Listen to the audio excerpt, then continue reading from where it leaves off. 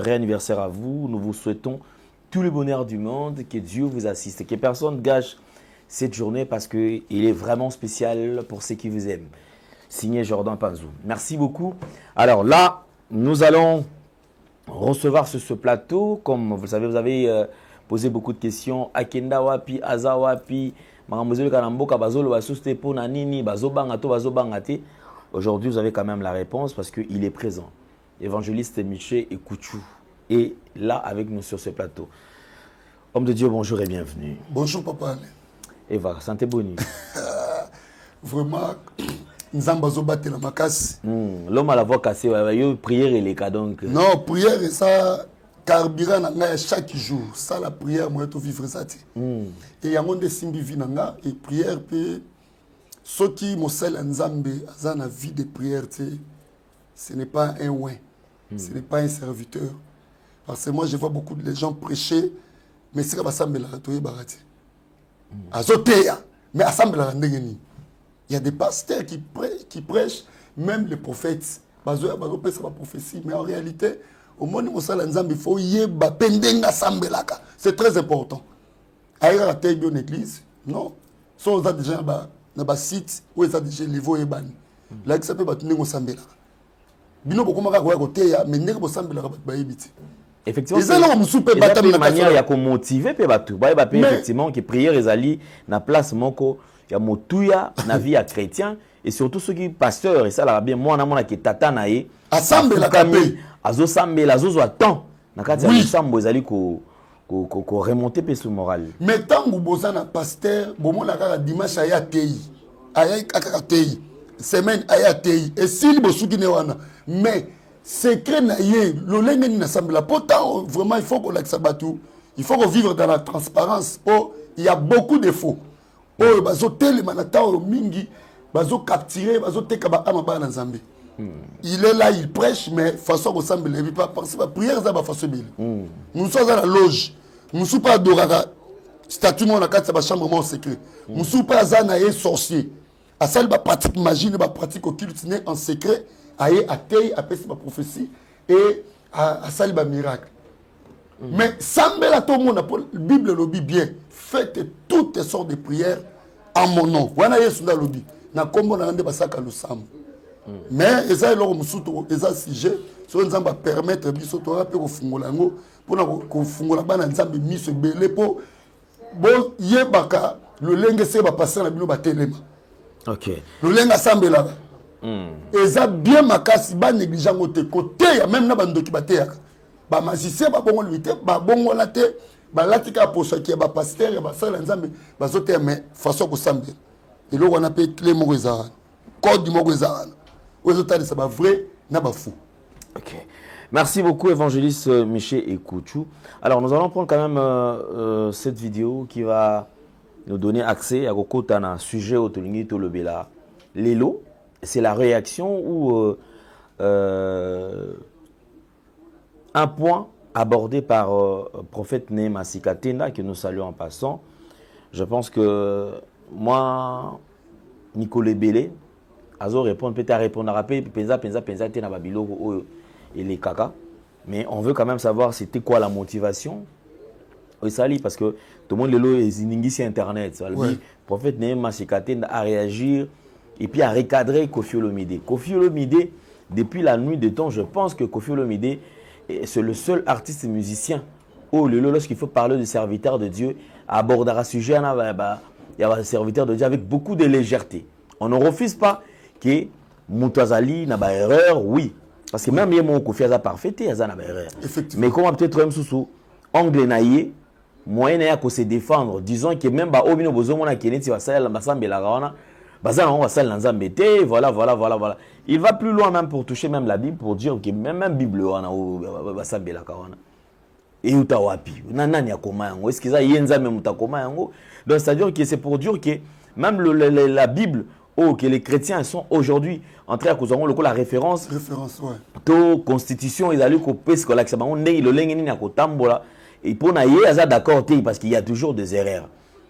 Alors, nous ce toi et l'élo. Tout le monde quand même, prophète Néma Sikatenda, il y a le but non, trop c'est trop. je pense que je dois réagir. Et à petit point de vue, na été Hollanda.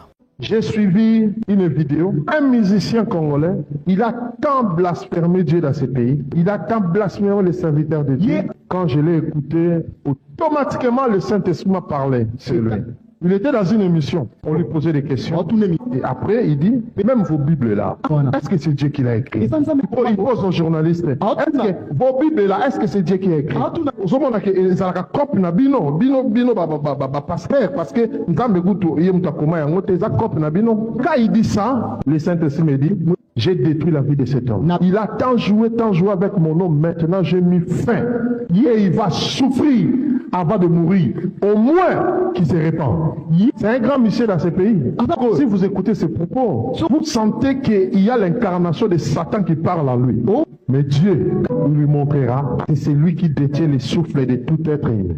Parce que la parole ici peut frapper à n'importe qui et peut faire pleurer n'importe qui. Et même celui que vous considérez le plus incrédule, le plus autoritaire, qu'il a un visage fermé devant de tout le monde pour manifester son autorité charnelle. Mais devant cette parole, ça incline tout le monde.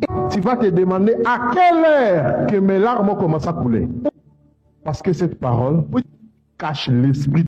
Merci beaucoup, nous avons suivi Lelo. Je pense qu'on va quand même analyser pourquoi Koffi Olomide, souvent, Azalakana, il est trop cru. Il faut aborder un sujet, mais en tout cas, Azalapena Mobesu, Abordakango, sans modération, Abordakango, c'est-à-dire à Sangisaka, Batunion surtout. On se poserait cette question, est-ce que Nabasal Lanza Meignon surtout ou Bazali? Bangoto Bazala faux. Or, Toyebike, si on parle de faux, c'est parce que le vrai existe. Alors, pourquoi il y a Sangisaka Bango surtout à généraliser et puis à tuer sur Bango? Lelo, attitude doit te poser la question, est-ce que Koffi Olomide a été dessus par un pasteur? Est-ce que le comportement pasteur et tout ça il est bakou? Ou comment ça la question? C'est-à-dire qu'à chaque fois qu'il faut parler d'eux, il faut qu'on le mette Bango toujours en mal. To, ils allaient dans les arts, on a besoin quand même à créer cette polémique, to, guerre moussou, ils allaient entrer na basal na Zambie. Évangéliste, je crois qu'on l'a dit, intervention, il y a prophète Néma. Alors, réaction à eux. Ézéchiel 18, 27, si les méchants reviennent de sa méchanceté et pratiquent la droiture et la justice, il les fera vivre son âme. Il fera vivre son âme. Voilà des Bibles lobby, et ça verset mon on a fait si pour nous ko partager na lisunga molio mosanto. Papa alena ko talisolo moko. Soko moni musicien wana azozwa audace ya kolobala basala nzambe. Parce que il y a d'autres serviteurs. Na habité sur na ko entre guillemets, mais je ne sais pas. Mais il y a d'autres serviteurs oyo bakenda ba sangala kanai, ba solo la kanai, ba kuto yakae. À un certain moment na yoka propos mo abimisa sur mon salaire nzambe X à côté lola. C'est le ngape fona sala recours et pas nzambe. Auta ko niango lobi non vraiment bo sanga émission na o ngana loba bon. Mais il y a des serviteurs au bison yonanga to yebi ba kurtoka ba kendare pa nai. Soki déjà musicien moko ya mokila zo ko reprocher ba sala nzambe c'est razo reprocher ba o ba sala kane ensemble. Azo reprocher ba o ba kurtoka et azo reprocher ba o ba créer ba relation. Ba o ya boaka ka ba ona ba nzembo na bango. Mais il faut à préciser ka. Non, à ko préciser te po au moment où nous il faut que image ba vrai serviteur de Dieu dans le temps actuel. Parce que au moment où papa le nom na webisa yo au moment où tika na ba musicien comme reprocher ba sala nzambe boy po tozoe ba lisute qui est qui na quatre évangile. Oh boko ko tela moteur oui non c'est un modèle au suduka ye wana comme on est bimi ye wana zoko courtoyer nani mais c'est Koffi mais yo na toyebi que il y a beaucoup de serviteurs oyo ceux qui n'ont pas eu koloba awa na habité sur poursuite kozala mais na se réservé pour l'avenir nana mais il y a des serviteurs oyo bakendare pa na ye soki na landa témoignage ya ndeko moko bo aloba sir ba serviteur de Dieu o ba kurto kaye bon bakendara pa ne ko sala nini parce que aza musala nzambe aza musicien mokili yo oza pasteur tongo okende koluka kokende ocourtoyer mais c'est Kofi boyebi kaza moto asalaka mokili oluke pourquoi eza makambo nini oyo basololaka eloko nini bapartageaka so omoni déjà moto akomi kozorda sa koloba bongo mpo ayebi oyo balukaka ye makambo nini basalaka c'est pas pour rien koloba bongo et puis s'adressaka mingi na oyo bazalaka ne ensemble moto lokola nga bona ayebi nga te nayebi eti koloba nga te yango moni propos ya nani prophète Néhéma nayebi te soza prophétie ou bien répliquaki il faut qu'on analyse très bien mais en réalité là on a répliqué à répliquer kaka kolobeta ke mosala nzambe mais c'est pas ainsi dit l'Éternel alobi na kaka ki so qui donc il a apporté quand même fardeau à nenga moni comment le type a démystifié les serviteurs de Dieu a eu audace à reprocher peu les médias donc façon na koloba mais eza ainsi dit l'Éternel mais eza rappelle ma be makas na muto a touché kabasala nzambe mais c'est ça wana pe eza selon la parole est-ce que attitude au Kofi azala na vis-à-vis basala nzambe est-ce que eza ma be makas eza ma be soki akomi ko toucher na ba vrai soki eza ba faux o ba kuta ba sangana bango na bango là ça va il y aura pas des effets mais soki azo toucher ba vrai serviteur ba o ba ça pour na royaume ya nzambe en tout cas papa ale nzambe à côté le makaka nzambe à côté le mapo nzambe a résister na ba orgueilleux sala na nyonso mais tant komi ko toucher na ba onction ba sala nzambe tu seras frappé frappe ko ya o kita o mata o soma mokilo sala nyonso lingi soko toucher na onction mo sala nzambe on ne blague pas avec des vrais serviteurs de Dieu on ne touche pas avec des ouais o bazana jus ya nzambe kati na bango soko simbo za problème na nzambe lelo te lobité okokutana na mokeli na ye oyo abenga na kati elanga ba propos ne za respecté réaction Kofi par exemple en parlant de la Bible pour na yo réaction na Israël antichrist totalement ayebi nzambe te tant aux nier parole donc je crois que ndenge Bible lobi toza na ba homme spirituel homme charnel homme animal parmi les trois catégories Bible classée à ba homme to classé wapi il n'est pas d'abord un homme charnel. Il y a un homme charnel, charnel, mais c'est un homme animal.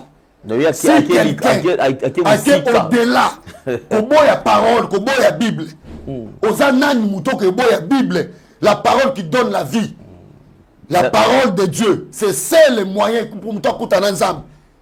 C'est la Bible. Mais tant que vous niez Bible, mais on rencontre un lobano nier un jour. Mokile ko sabi sauter ko boza la Bible eza nzambe aniye nango eza problème ite a kutela na nzambe un jour yete mutasuki si bato mokile bato baleke na mbongo bazali bato basala makama minene koleke na mokile bazali pe bakufa pe bato wana bazana séjour de mort aza éternellement ti wana eloko zo sala ezoko kosa ye mokili nezo kosa ye mais Bible quand tu touches à la parole de Dieu quel que soit état na yo, quel que soit niveau na yo, na se la moyo, liboso na nzambe, il faut qu'on s'humilie. Mais là, quand il y a au-delà, Bible lobi to na trois sortes d'abat, homme spirituel ou eza muto ayebi nzambe. Homme charnel eza muto ayebi nzambe, mais vie na tantôt a otambu sango na volonté na ye, tantôt a songeli nzambe. Donc on a encore sur glace, un homme charnel. Mais Bible lobi troisième catégorie, ce sont des hommes animaux.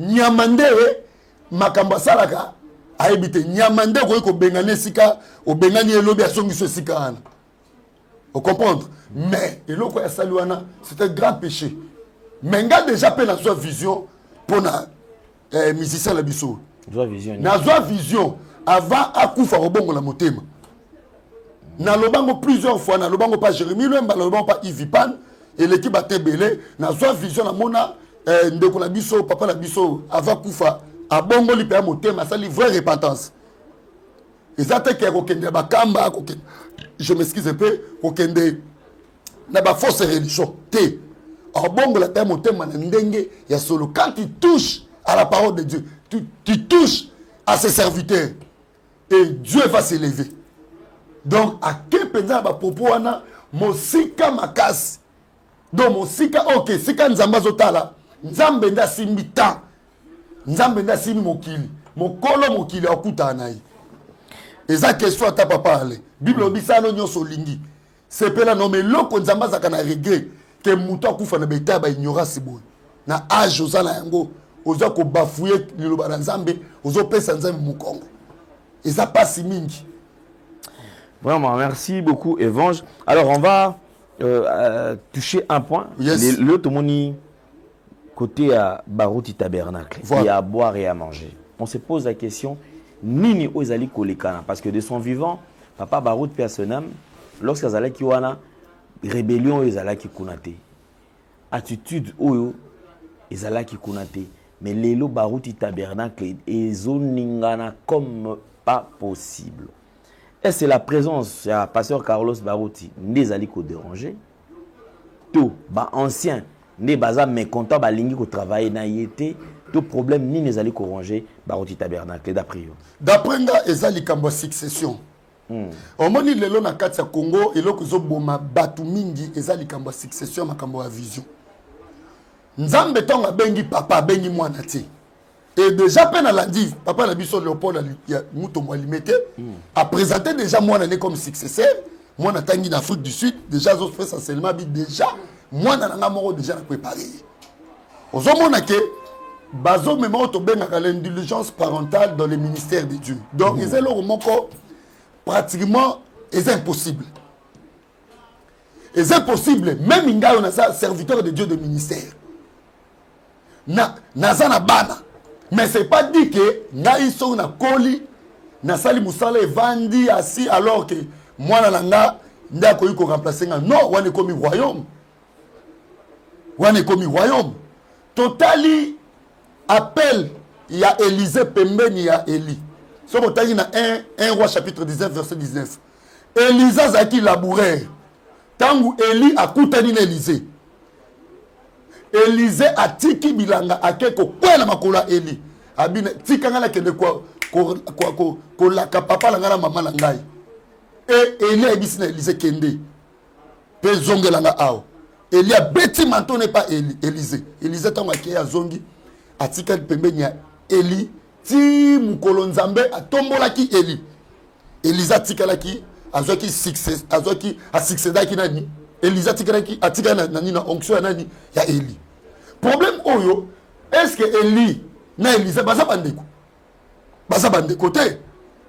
Mais oyo salima na Congo, ezali sou makambu ya bonzambe te. Et comme makambu ya royaume, et comme neti bord na biso famille. Donc ngai papa bana bozala awa, ata bobenga mite mais bo tiela ngoma ele polo oso na kufi, libote tika na entreprise o. Eza bongo te nzamba ko jije basala nzamba mingi na position wana. Tabernacle Barouti wana. En réalité, Papa Barouti azaki na bateau a salé na bango parcours na makambo nzambi. Ba paka bazale ba souffrir ensemble le pasteur Barouti.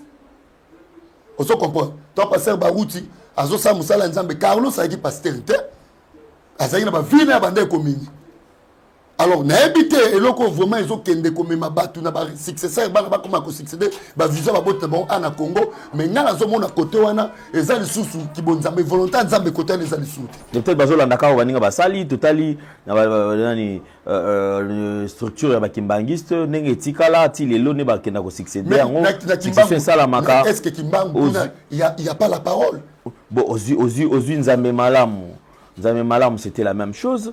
Olongo na nzambe malamu okoti nani epa ya nani to moni papa continuer yekutona na kofite azana no média to zomona ke grâce continue déjà azana voilà pourquoi préparé et là on a refungolo continuer ministère amen oti olba awa oui après ça c'était moi na pasteur Siméon motoazo a ko succéder OK epa papa mbi mulaya même Bethel c'est la même chose OK papa maman olangi la même chose apparemment ils a mutu ça mona ke ezana ngo entreprise na ye moyen tikela ngo mutu musu ya libanda ezate parce que ça oye a bimisi motoki na ye beaucoup de nzambe et là on a sepelé la génération nika futa côté wana alobango penda clair atanga même na komba mutu ko succéder na ministère aza ni moi sini ndeko ni mwana na boy na loba ça makama vision bat mais au moins le système wana ndezo sisa auto zoloba sur naturel na kati l'église wana dans l'église wana nyonso tout ba visionnaire to ba kufi bana batikali est-ce que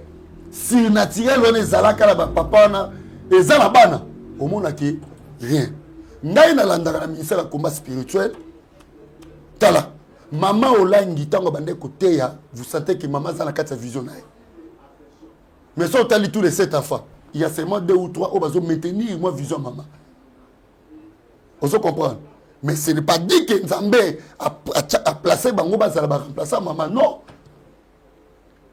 soko ke na ba église presque nyonso ozomona bana ba remplacer ba boti na bango omona ke puissance wana surnaturelle ba miracle o ndenge Nzambe bande ko utiliser ba parents eza les soupe makasité ou bien ezaka les soupe o ngala banda ko yoka penza mutu akufi pendant 7 jours na morgue na Cameroun basambeli po na ministère ya maman la mutala muki azonga vie est-ce que depuis maman longa kenda na oka subilo ko wana malgré un miracle salima na baruti tabernacle talent de l'église comme lo yenge donc biloko na papa ale batu oyo ba pratikaka ko fabriquer bana na bango par force ba remplacer bango na départ ba ministère on ezaka toujours ba problème yango tozo mona mona ke et rozana même stabilité aux alati ngai nazo souffrir lelo wapi mwana ngai ba comment na ozo na ministère ba attaque nazo zwa ba poison nazo zwa où est mon fils les oiseaux tanga na ye mati moderne bani tout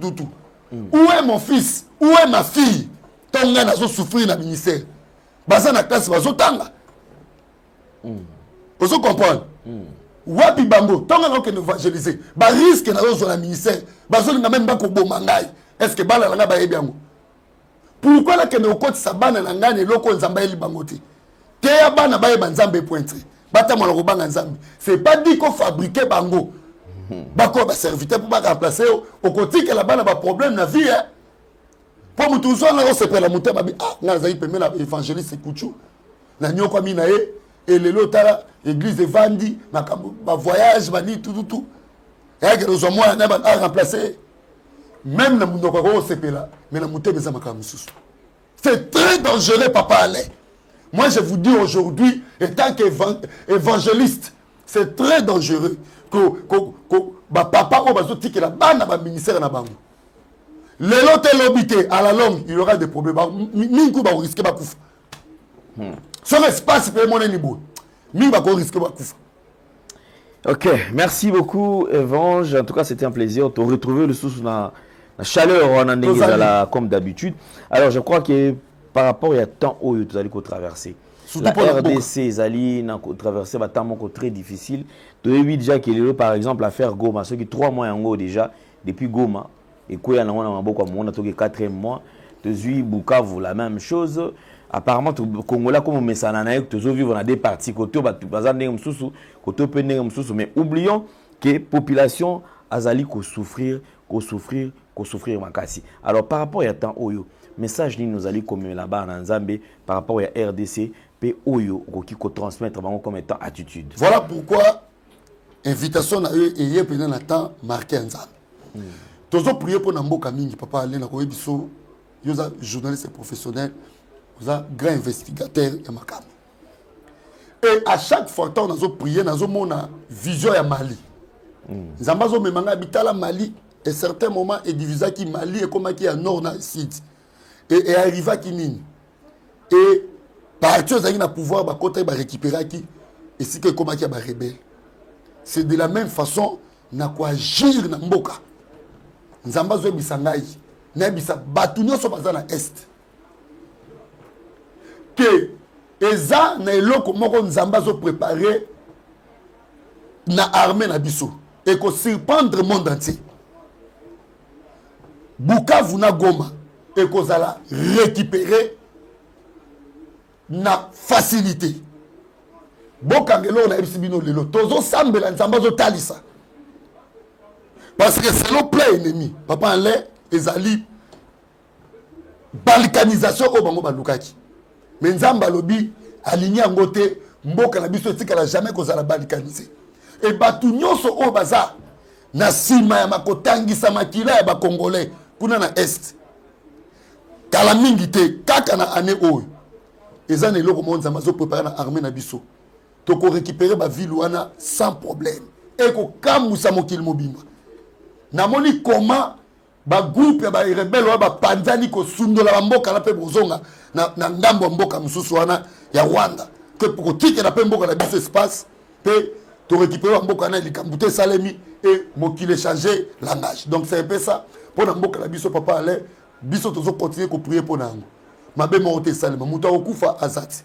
Mais il y a d'autres histoires to rolo bango penza wate ngana mi batela la mingi pour venir nanga wone zaka ngamoko tozo continuer ko prier pour nango na groupe intercession makam mususu peza ya somo wa to gérer entre biso mo. Donc Congolais azala sûr que to récupérer mboka wana mboka wana. Merci beaucoup Evange. Je crois qu'ils allaient et c'est ngomingi surtout parce qu'ils allaient et souci majeur ya Congolais. Yes. Ba mitunango siko juste bitumbo to ki toza siko na niveau nini to ki nepe wapi pe ekosila ndenge nini. Et si la kana bitumba. Yesi la kana bitumba. Mo mbombo ko beta mala biso papa lo kamo e kamo sabat. Guerre makile ko sopana. OK. Ko libérer Goma na Bukavu, makile ko sopana makasi. Zamba épargné comme peuple. Bato basali buzoba na kokanga Goma na Bukavu. Bozanga sika okima. Et na lobaki yango plusieurs fois 2025 année à suka yango ya Paul Kagame. Sera se répartir te pour na makambo RDC. Il mourra. Bokanga date ya lelo. Na loba yango bandaka la depuis 2022 2023 là-bas, nzamba tel sanga suka neza 2025. OK. Merci beaucoup Evange. Alors je crois quand même répondre à la question quelle attitude Congolais Sengeli Azalango face à temps Oyo tous allez traverser. Merci. Shalom, shalom peuple de Dieu. Je suis l'évangéliste Michel Ekouchou, visionnaire et église Med, mission évangélique et de la délivrance. Bien aimé dans le Seigneur, Nazo Kamba église awa na Kinshasa, tous na commune ya Ngalema, quartier Kamunganga, na Mbinza Ozone, arrêt Kamunganga, avenue Dianté la numéro 14. Mission Kolo s'appelle Sibiso et délivrance. Bien aimé, Tika Nzambe apambola bino partout dans le monde entier bandeko bozola nangai. Na Kinshasa, na Brazzaville, yo muto kozota kolandanga ne zappe pas. Bien aimé, et sengo na Nzambe ezonga no na vie na yo. Na yebi kozola nanga o perdra espoir, o perdre sengo compte tenu ya bitumba o kuta nango na vie. Et bitumba mingo tozo kuta nango na vie eza cause be toi lo Nzamba tchakati na biso. Et toi louane zaka toujours envié par bato misala ya mabe. Ba sorcier ba occultiste ba o ba monaka ba via batu na ndenge ya misala ya mabe ba envia keloko Nzamba tchakati na biso. Mikolo to le calendrier ko sambela et Seigneur azotali sanga bi batu lelo bazolela parce que ezana système o renyaka na monde de ténèbres za ya vol ya kimoibi. Donc ce qui batu bazolela lelo na vie c'est à cause ya vol. Bible lobi na Jean 10:10. Le diable vient seulement pour voler. Donc tant ozoka vol ezali activité principale ya monde de ténèbres. Ce qui lelo mama papa ozola nango otika maboko pamba. Parce que ils ont un système wana ba miyibi ya butu. Bato bazo travailler dans le monde des ténèbres, ba agisaka mingi na ba via ba na Nzambe na nzela ya vol. Lelo zola na ngai musale esila. Mbongwe elimwa. Libale kufa. Makambo ebele beba. Esengwe kenda. Santé za kasuma longati. Bana bakwa mitu makasi. Ba faire tout ekufa. Mozo mitu na lelo la koma boye pourquoi? Osa ba démarche esimbati. Okotsa ba demande esimbati. Parce que il y a quelqu'un qui a une mission. Il y a une mozaka distrait. Il y a une opération. Il y a vol. Maman, papa. Baïbo libala, baïbo mobali. Baïbo mwasi, baïbo bana, baïba kobota. Mais qui peut faire ça? C'est un ennemi. Ennemi d'ailleurs à le lokwana. Il y a un obon de la pour la bakaye belé. Surtout bato bola na botika la main vide. Ozola nange loko zaiki nango obi nazaka na mbongo nazaka na makambu me ndenge ni natikala me vite ya na otiko priele kamoko ya bavol bayiba ndeko wana poste na musala bayiba mbongo esika telemaka comme caissière muto a remplacer kaka ami ba partager na ye asala ba reku ba ni bo simbite po abia la kota ikisi. Avec négocier à Yibi poste à Mouninge komi aïe. Mais bien aimé dans le Seigneur, Nekoana ya ki to priaki. Et abela ki liboma. Et ba ko comprendre que babité. Oh ya sala ki ona zaki malamba azongi na place na yi. Système ya vol, ya ngo déjà ko régner makasa via ba la Nzambe. Au mona batu lelo aboti Moi na boy, moi na 2 3 4 mois moi na akufi. Bazoyi babino bana, bazoyi babino bongo, bazoyi babino esengwa vie. Yango na ye mission nzamba tindinga lelo zola nanga eza pona prier pona yo. O ba yiba kio, eza na ndenge butu. Eza na ndenge moyi. Service na zo sala yango. Na bon de la pona ka. Ya ba ndeko sozola nanga soza concerné que zo reconnaître que loko moko zaki nango mais ba yiba yo c'est le moment où benga na prier pona yo. Na bon de la pona c'est le service ya ndeko mwasi oyo. Okola nanga pe wana ekobota mais ekatana. Okola nanga makambo ezaki belé mais na otalisa yo système wana yango ndezo réunir na mabota la biso ezo réunir na entourage ezo réunir ba place tozo fréquenter tango za étoile ba ko pe ko yiba yo. Ya musunza mbaso bisanga na te ya onde ko zola nanga. Keba na marche na yo. Marche no sokeza mabe. Yeba ke ba ko pe ko yiba étoile na yo. Keba l'impudicité. Na kebiso makase tant que serviteur de Dieu. Vie impudicité aux sala. Au tika la main vide un jour.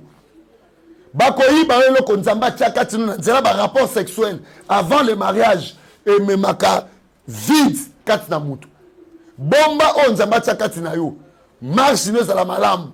Ko fungula ba porte bien aimé. Ata ba proposition zo ya makasi ko fungula ba porte. Jésus-Christ est là pour nous. Yesu ayaki pour sauver. Yesu ayaki pour restaurer. Jésus-Christ ayaki pour yonanga tokoma na liberté. Ata bayibaki. Bakene nango. Oya mwana nzambe bayibaka ngo te. Na osakola pono ndeko zola na ngai. Oya mwana nzambe bayibaka te. Ata bayibaki bakene nango. So bengi na service mosala nzambe osa pona yo. Eko pelela moto. Musuku to sepa nango te. Musuku to travailler nango te. Ezongela yo. Peba témoignage epesama. Tika nzambe apambola bino bien-aimé. Je suis l'évangéliste Michel Ekuchu. Nazo kamba église a na Kinshasa, na commune ya Ngaliema, na quartier Kamunganga, na arrêt ya Kamunganga, avenue Diantel numéro 14. Oza na besoin o leka la délivrance au kutananga yaka dimanche à partir à 8h. To kutana na prier pour na yo. Consultation za ofele. Prophétie eza ofele. Orientation ko zo nyonso eza nango ya ofele. Donc bon de la pona et au tato la monnaie nzambi. Le Dieu que moi je sers, Jésus-Christ de Nazareth, n'échoue jamais. En compte à likambo na yo. Et nazana programme ya ba prière et les kanaka en ligne. Na chaîne nanga ya YouTube. Bo taper évangéliste Ekuchu TV. Bo s'abonner massivement chaque 22h net na 22h à l'élo naza direct 1 heure du temps, toza na ba forte prière, to benga ba prière d'attaque. Quand attaque soir, prière d'attaque soir to banango 22h. Au taper na YouTube évangéliste Ekuchu TV. So moni photo nango s'abonner, zala nanga direct. Et na 5h juste heure de Kinshasa, naza na direct prière d'attaque matin, de 5h juste à 6h juste. Et na midi, à partir de 11h juste heure de Kinshasa, à 12h, prière d'attaque midi. Tout ça rango chaque lundi au samedi matin. Bo s'abonner na chaîne nanga bo taper évangéliste Ekuchu TV pour on attaque ba programme ba prière te. Ba enseignement zakuna ya délivrance au kozala jamais dessus. Yesu apambola bino, Jésus-Christ de Nazareth amona bino. Si on a besoin de soutenir, c'est Moussala Nzambe Tozo Sala. Parce que si Tozo Sala, Moussala Nzambe Église, les allocations. Mais Tozo Locato sont balupam. Au Koro Ben Nanga bien aimé, la contribution volontaire, et Nzamba Kozan Seto Pambolo, au contribuer pour l'achat parcelle, te prier pour Nayo, et Nzamba au Pambola. C'est encore le Samon Abino, qui met Jésus-Christ à Mabota Nabino, na Kombo na Yesumasia. Amen. Merci, Banakin, Bana monde entier. Maxi bien-être. Sougala café. Logo na mêlé logo mais le logo est amabé. Il y a bien pour na panne technique mais ko sale la on ndenge amabé te sale la ngo pour na mama. A célibataire to lingi bino ate. So maka boma mukolo bala. Pourtant mzo ba produire ngo soute. Maxi bien-être yango yo. Lukango benga ndeko nanga alendele yemutu ayebi esika ko fournir yo autant que tu veux $35 ezebele na kati sobo melika moko de joga bien des hémorroïdes banini tout ça bilialia vanda musala banini et réparer yo système ya break et réparer yo pe fonctionnement fonctionnement ya break de break donc epesi so fonctionnement ya bien tokomi bacongolais congolais tozoganye bamatch ozwa badéfaite bapan technique en plein match c'est pas bon zongela eloko oyo nga na sévité de dire surtout bapaster bolingi komela bimelamela boya awa bobenga mpena alendele na numéro na ye mpo bobenga mpo bozwa eloko c'est important traitement poison anti-poison yango oyo ne bao mosusu omeli yango avant okende obima omelamela yango ça 2 jours ata batieli eloko mwa cuire moko c'est bon oyo mpe anti-poison donc soko ata eza na kati elongola yango alendele mikolo osomo nayebi te mindele yango bapesi biloko bauti po biloko yango mende eza ya solo mikolo oyo batiaka poison ato ya famille te atoza problème na mutu te jalousie kaka donc baproduit yango wana ya anti-poison oyo mpe anti-poison donc benga alendele à partir na ye ayebi ndeni oya ozwa yango nzambe na nga pambola bino